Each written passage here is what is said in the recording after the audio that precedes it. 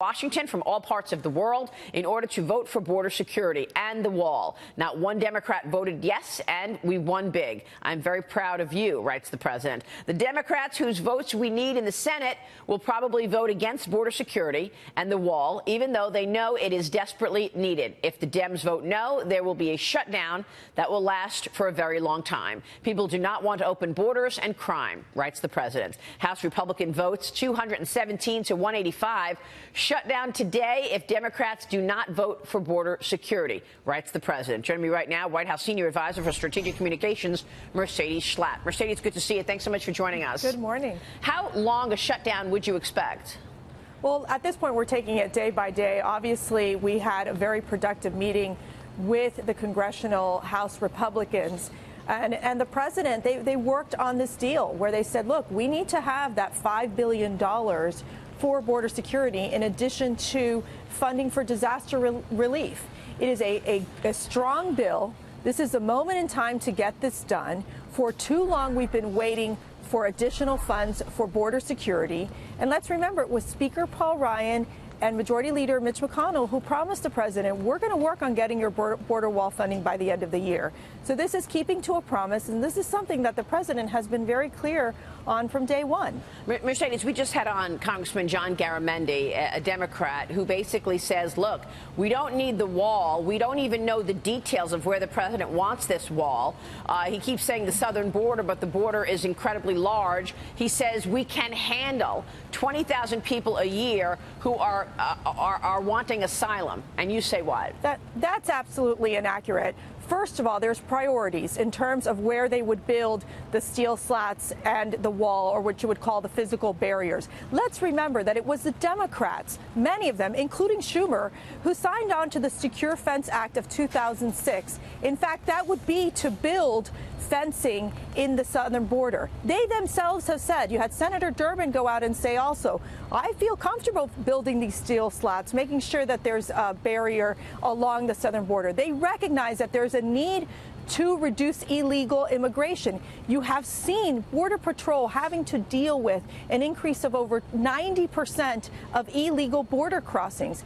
We are overwhelmed in terms of our immigration system, and it is time now to take action. And this is what the American people want. This is about protecting American communities and ensuring that we have enough resources for our men and women who basically risk their lives every day in dealing with illegal immigrants crossing the border. But, you know, this is bigger than just the border. I mean, the Democrats do not want the president to have any more victories. Certainly, they do not want him to keep any campaign promises. So as you look out over the next 2 years, Mercedes, you know you're looking at an uphill battle in terms of the Democrats trying very hard to stop the president from having any more victories. How are you going to deal with it? What's the plan for the administration to deal with what's to come in the next 2 years? Look, let's remember that even today, the president is going to sign the criminal justice reform bill. This was a bipartisan effort. Border security should be and needs to be a bipartisan effort. We need the Democrats to come on board. And if the Democrats continue to put politics over country, politics over the safety of the American people, they'll end up losing. They'll pay a political price. This president will stand true to his promise of ensuring that we're going to secure our border. He will find a way to do that. He wants Congress to come on board, and that's why the Senate should vote to support the House bill that they just passed yesterday. But do you have a plan to deal with a lot of no's that you're going to be facing in the next 2 years? Is there a plan to get legislation out, continuing to come up with even economic policy that moves the needle when you've got no help on the other side? Look, if there's one thing about President Trump is he understands the art of the deal. He will continue talking to the Democrats. If the Democrats are continuing to focus on resistance, obstruction, and getting nothing done for the American people, they're going to be in a losing position. At the end of the day, President Trump will continue to fight for the American people. He will continue to push for an economic growth agenda, as we're now about to reach the tax cut anniversary, the signing of that bill. Again, we've seen so much economic progress, and we're hoping that the Democrats come on board to help continue to build our economy strong, to ensure that American workers have what they need to get the job done. And let's remember, we have a trade agreement. That's going to be a big part of the legislative portfolio come early spring with the USMCA. So that's going to be a big focus that the president is going to be working on with Congress. Congress, and we hope the Democrats come on board. Well, even there, though, Mercedes, I've had a number of Democrats on who say they're not going to sign USMCA. They're not going to vote for it as it is, that the president's going to have to make changes. We've heard that from a number of Democrats.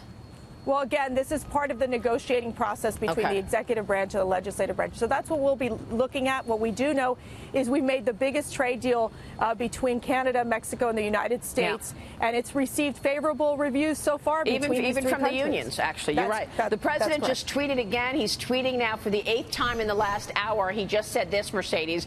Even President Ronald Reagan tried for 8 years to build a border wall or fence and was unable to do so. Others also have tried. We will get it done one way or the other, the president writes. Let me ask you about the debate going on within even his own cabinet, Mercedes, and that is over his plans to take the troops home from Afghanistan now, from Syria. We've got a shakeup at the Defense Department as a result. We saw what James Mattis said. Defense Secretary Mattis resigned over the president's announcing these troop withdrawals in Syria and Afghanistan. And Mattis wrote to the president this, in part because you have the right to have a Secretary of Defense whose views are better aligned with yours. I believe it is right for me to step down from my position.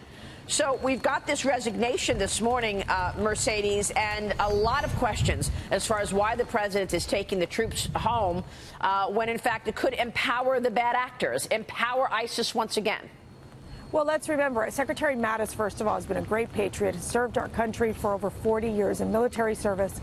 And they have a great relationship. We were just talking with the president yesterday. President Mattis, Secretary Mattis and President Trump have a great relationship.